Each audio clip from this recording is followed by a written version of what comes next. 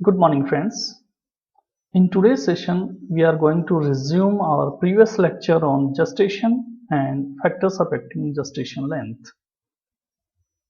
In our last lecture, we have studied about the definition of gestation and the duration of gestation in different mammals.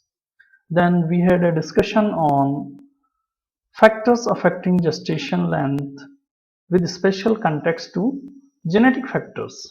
So the next class is environmental factors, and under the same, first variable is habitat. Habitat means residence of animals.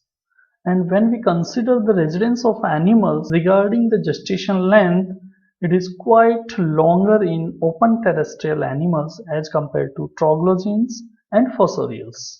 Terrestrial animals means those live on the earth ground, earth crust, whereas the troglodytes are the cave-dwelling animals and fossorials are the animals which lives in underground burrows. So when you observe the parturition in grassland dwelling terrestrials like wildebeest, it happens quite rapidly in open areas where the predators always have an eye on them, and hence the nature has gifted them with such kind of adaptations in the form of longer gestation period so that they can deliver the young ones that has reached a state of greater maturity than do animals that can conceal their young ones in underground burrows or in the caves like rabbit and warthog. So the young one stands within a few minutes of their birth and they can run to escape. So here you can see a day-old calf even can stand and run away to escape from the hunters or predators. So this is the nature's gift.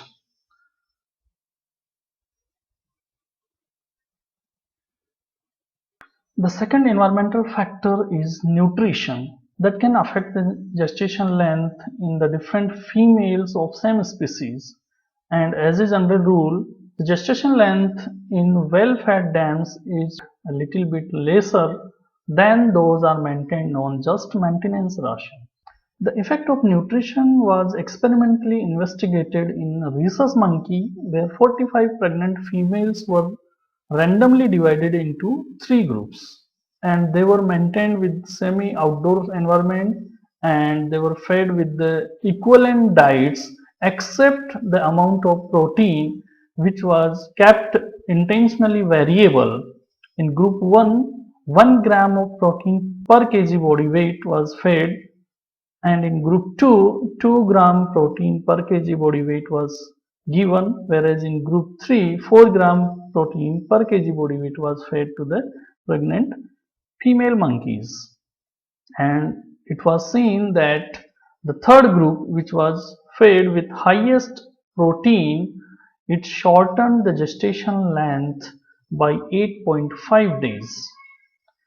And the similar experimentation were also conducted in equine species where it was noticed that well-fed mares have gestation length about 4 days shorter than those maintained on just maintenance ration. The effect of nutrition can be understood by one simple scientific logic that in pregnancies with a good plan of nutrition, the fetus will complete its development somewhat earlier as compared to those which have poor nutrient supply. The third environmental factor is season of conception and birth, and this parameter is having more impact particularly in seasonal breeders. For example, in case of equines which are spring breeder with 11 months of gestation, they deliver their young ones in the following spring season.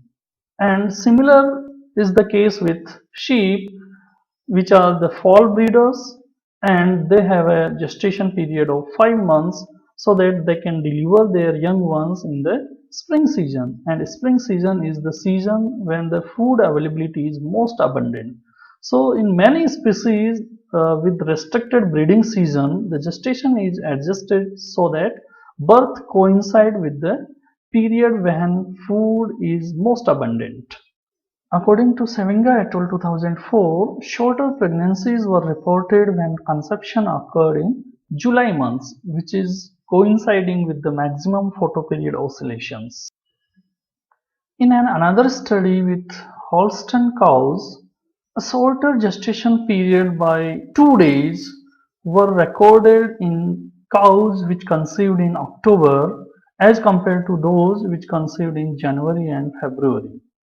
On the other hand, in rhesus monkeys, the conception was recorded quite longer in those which conceived in summer as compared to winter conceptions.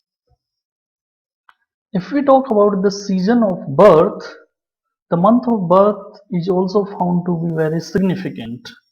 And in one study in the mare, the month of falling was recorded from December to May, where the least gestation length was recorded in the births which occurred in December, that is 320 days. And the longest gestation length was recorded in the falling which occurred in May month. So here the December births are having shortest gestation length, which should be expected to be extended towards the upcoming spring. But here the conception occurred at the onset of spring. When falling happened in December, it means conception occurred 11th months ago, that is the onset of February month, or that is the onset of spring season. So this particular mare had exposed to a abundant availability of food, and that ensured proper growth of fetus. And hence these differences can be influenced by factors such as feeding conditions or temperature. When we talk about the temperature, high temperature in the summer was found to be accelerating the calving and shortening the gestation length.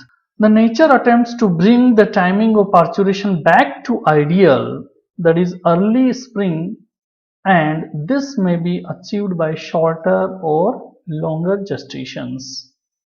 Hence, the favorable weather conditions affect the nutritional value of grasslands, and as a result, the mare can have a larger nutritional intake and foal takes less time to reach the proper weight for birth.